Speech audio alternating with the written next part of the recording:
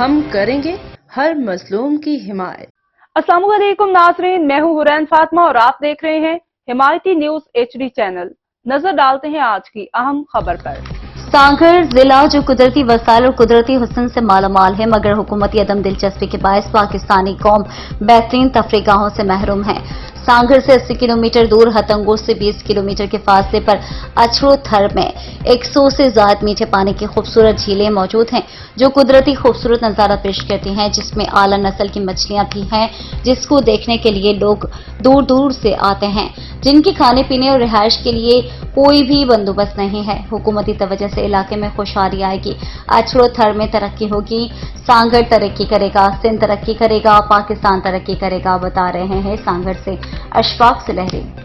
جی، ضلع سانگھر جو کہ تیل، گیس، زراعت اور قدرتی وسائل، قدرتی جھیلوں اور قدرتی پہاڑوں سے اور قدرتی یہاں پہ جو ریگستانی جو ٹیلی ہیں ان سے مالا مال ہے۔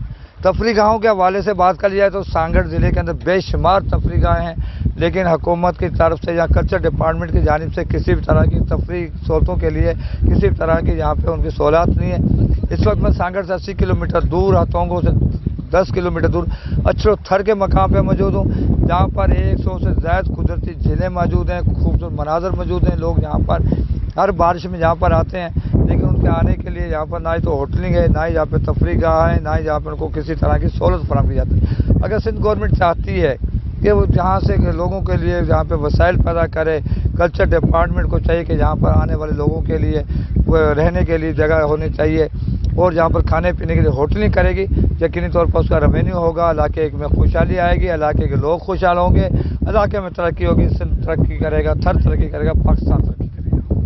اب تک کے لیے اتنا ہی۔ مزید خبروں اور اپڈیٹ سے باخبر رہنے کے لیے دیکھتے رہیں حمایتی نیوز HD چینل۔